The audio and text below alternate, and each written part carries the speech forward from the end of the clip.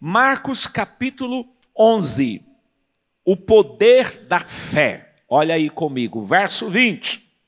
Passando eles pela manhã, viu que a figueira secou desde a raiz.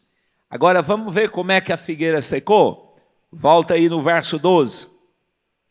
No dia seguinte, quando saíram de Betânia, teve fome.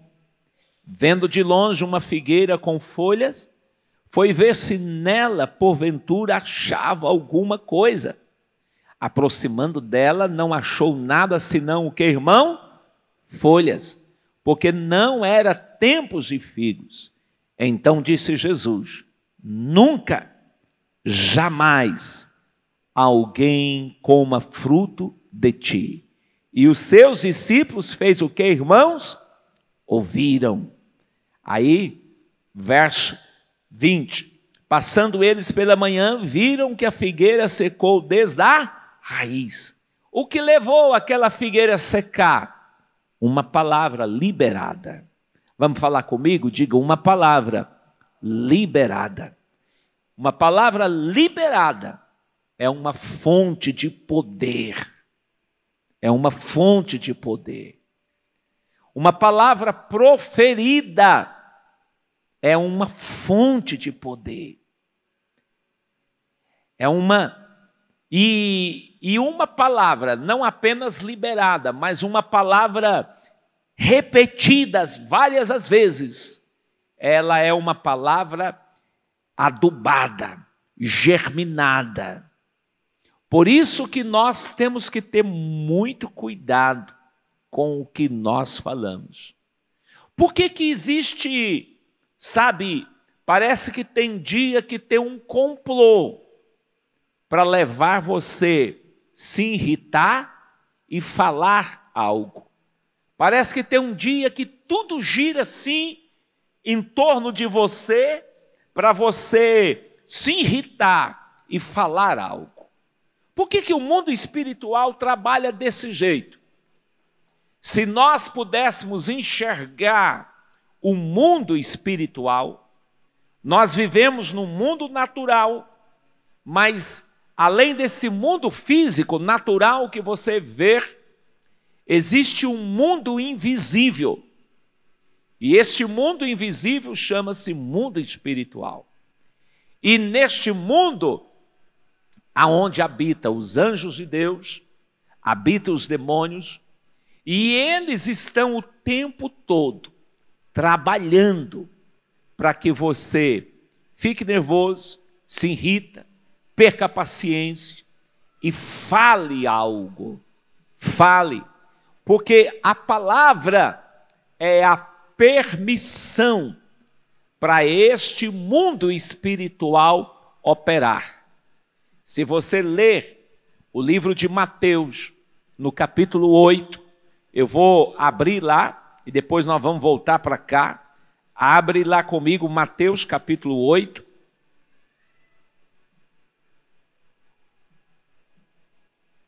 Mateus capítulo 8, a partir do verso 5, versículo 5, joga aí para mim, por favor. Olha aí, já está aí, ó. Tendo Jesus entrado em Cafarnaum, apresentou-lhe um centurião implorando: Senhor, o meu criado já em casa, de cama, paralítico, sofrendo horrivelmente. Jesus lhe disse: eu irei curá-lo. Observa o que Jesus falou: eu vou lá curar, eu vou lá na sua casa curar ele. Mas o centurião lhe respondeu: Senhor, não sou digno que entre na minha casa, mas apenas manda com uma palavra, e o meu rapaz será o que, irmão? Curado. Senhor, eu não sou digno que o Senhor entre na minha casa. O Senhor não precisa, eu não sou digno, eu sou um homem romano, eu não sou digno do Senhor lá, manda uma palavra e o meu rapaz será curado. Verso 9. Pois também sou um homem sujeito à autoridade, tenho soldados à minha ordem, digo a este, vai, ele vai, Ao outro vem e ele vem. Ao meu servo faz isto e ele faz. Ouvindo isso, admirou-se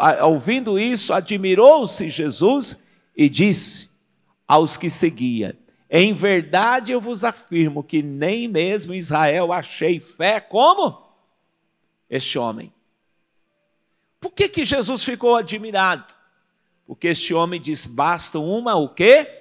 Palavra. Esse homem disse o seguinte: eu tenho soldado à minha ordem.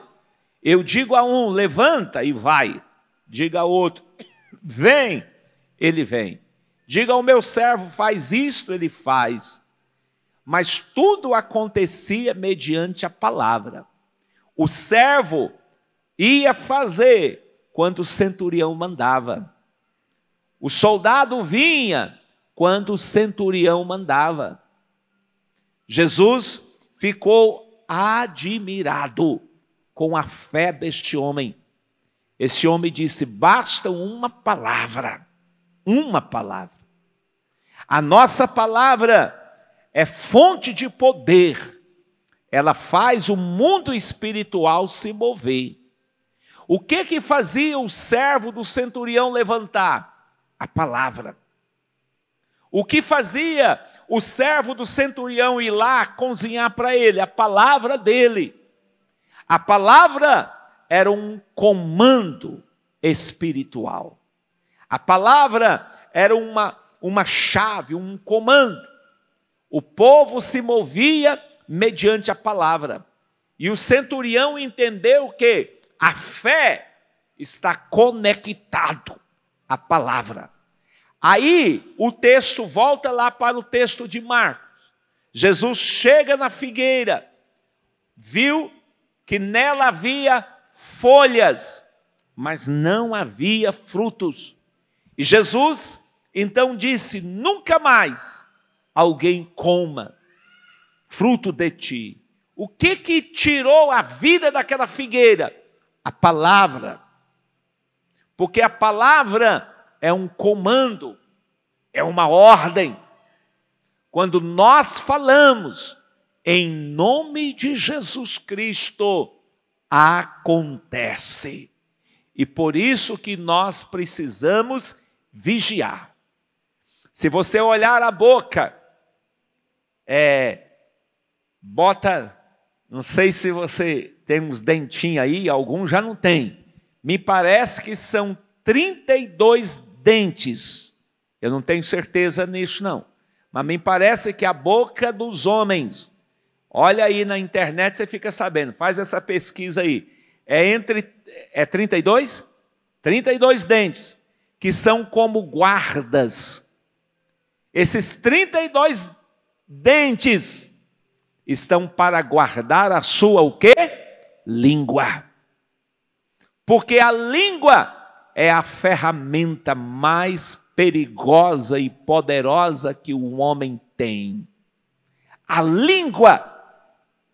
A Bíblia Sagrada diz que nós somos condenados ou justificados pelas nossas palavras. É um órgão pequeno e poderoso. O primeiro poder que se manifestou na terra foi através da palavra. Gênesis capítulo 1, está escrito o seguinte, bota aí para mim por favor, Gênesis capítulo 1, joga aí para mim por favor. Gênesis 1, no princípio criou Deus os céus e a terra. A terra, porém, estava sem forma e o que, irmão? Vazia. Deus criou a terra, o nosso planeta. Não havia forma na criação. Era um caos.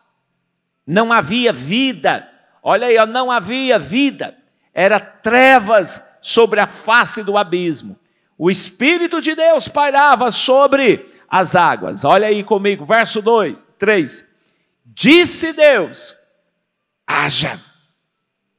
Você observa que Deus não falou o que ele estava vendo. O que Deus estava vendo? um planeta sem vida, um planeta caótico, um planeta cheio de crise. Nada. Uma das coisas que nós precisamos aprender não é falar o que eu estou vendo, mas é falar aquilo que eu quero ver. Eu não posso falar o que eu estou vendo. Nossa, que menino que dá trabalho, meu Deus, esse meu filho está me dando desgosto demais. Já paguei faculdade para ele, entra num, entra no outro, esse menino, quando é que vai criar juízo? Quando você fala algo, você está afirmando. Quando você fala o que você está vendo, você está ratificando, vendo. Por exemplo, você compra um carro, você vai ao cartório, está lá a sua assinatura, e você vai no cartório e reconhece a sua assinatura. A assinatura sua tem peso, mas quando há reconhecimento, há um peso dobrado. Assim é a nossa vida.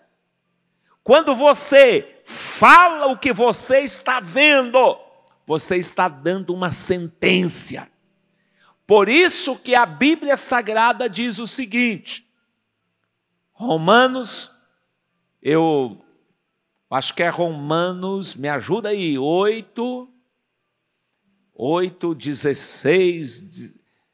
Romanos, acha esse texto aí para mim, que diz o seguinte, que Deus, Ele vivifica os mortos e chama à existência as coisas que não existem, como se ela, o que, irmão? Existisse. Ele chama a existência.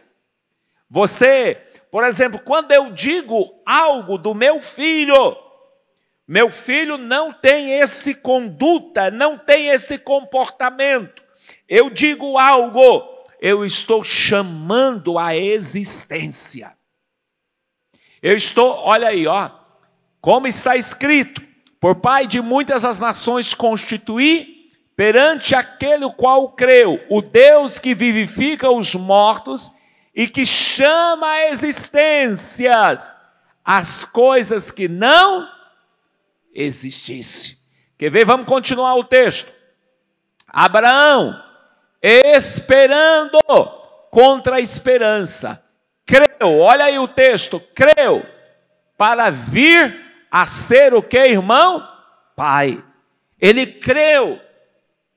Ele não esperou ser pai para acreditar. Primeiramente, ele creu. Ele creu. E ele confessou. Por que Deus mandou Abraão contar as estrelas? Porque Deus estava ensinando o poder da palavra. Nunca diga o que você está vendo. O diabo faz de tudo para a gente falar o que nós estamos vendo. Se você olhar a Bíblia Sagrada, em muitas escrituras, Paulo diz o seguinte, ele escrevendo as cartas, isso, olha, aos santos que estão em Corinto. E quando você olha para a igreja de Corinto, era uma igreja cheia de pecado. E era uma igreja tão terrível que chega o caso da Bíblia, no livro de Corinto. Paulo repreende alguém dentro da igreja que dormiu com a própria mãe. Paulo falando assim, olha, expulsa esse da igreja. Expulsa ele. Mas, no entanto, Paulo diz aos santos. O que Paulo estava falando? Ele estava chamando a existência. Seja santo. Vocês são santos. Vocês são santos. Então, a palavra é uma confissão de fé. E a fé não é o que eu estou vendo, é aquilo que Deus vai fazer, aquilo que Deus vai operar. Por isso, meu querido, eu preciso aprender, ter o cuidado com a minha boca. Vamos falar comigo? Diga, eu preciso tomar cuidado com a minha boca. Diga, é uma ferramenta perigosa. O texto diz, Marcos diz, passando eles pela manhã, viram que a figueira secou desde a raiz. Tem muita coisa que está secando na nossa vida, desde a raiz. O casamento está secando por causa da palavra. A vida financeira está secando por causa da palavra. Os nossos filhos estão morrendo por causa da palavra. Menino custoso. Eita, menino custoso, meu pai. Esse menino quebra tudo. Tudo que eu compro para esse menino, ele quebra. Meu Deus, esse menino aí tem que dar roupa para ele, é de aço, porque ele dá uma calça nova, rasga tudo. Esse menino destrói tudo. Palavra. E nós estamos secando. Tome cuidado com tua boca. Tome cuidado com os teus lábios. O primeiro poder manifesto na terra foi através da palavra. E ainda não mudou. A palavra é um poder invisível que movimenta. Irmãos, os animais obedecem à palavra. Pega um cachorro, chama ele, ele vem. Monta em cima do cavalo, diz, vamos. Ele vai. A vaca dá um grito, ela obedece. A natureza obedece à palavra. Eu vi uma reportagem de uma pesquisa que fizeram. Pegaram 2 salas de aula de criança, porque criança sabe disso. Criança, ela é muito cuidadosa. E aí botaram uma planta dentro de uma sala de aula e a professora disse para as crianças, todos os dias vocês vão conversar com essa planta. Todos os dias vocês vão falar algo agradável para ela. Vocês vão falar para ela que ela está bonita. Converse com ela. E criança, você sabe que a mente dela dá nome para ela, dá nome lindo. E aí, o mesmo professor dava aula no período de manhã e no período da tarde. Período da manhã, ele falou, vocês vão falar com ela. Elogiar, falar que ela está cheirosa, falar que as folhas dela estão bonitas. Vai falar que está esperando ela dar flor para ver a cor. Aí, na turma da noite, da tarde, colocou outra planta e disse, todos os dias vocês vão falar com essa planta. Vocês vão falar que ela está feia. Vai falar que ela as folhas dela é áspera. Vai falar que a madeira dela é ruim. Vai falar que ela fede, que ela dá alergia.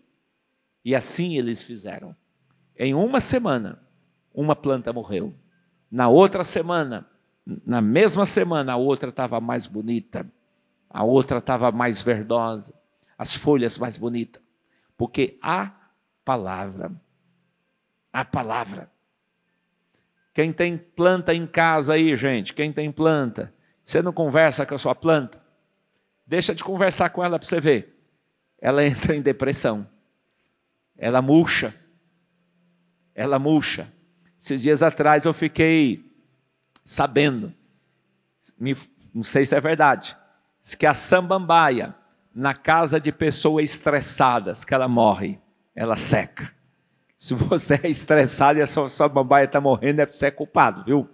Então, você olha o poder da palavra. É tempo de você não matar a figueira. Libera uma palavra de vida e de milagre. Apóstolo, estamos vivendo um tempo difícil, mas Deus vai operar, Deus vai fazer, Deus vai operar.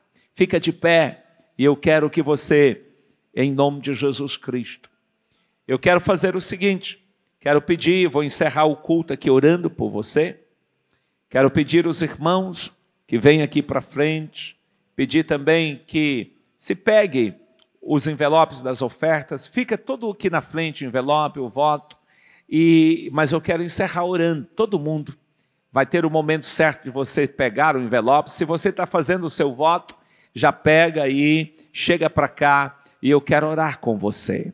Eu quero orar com você.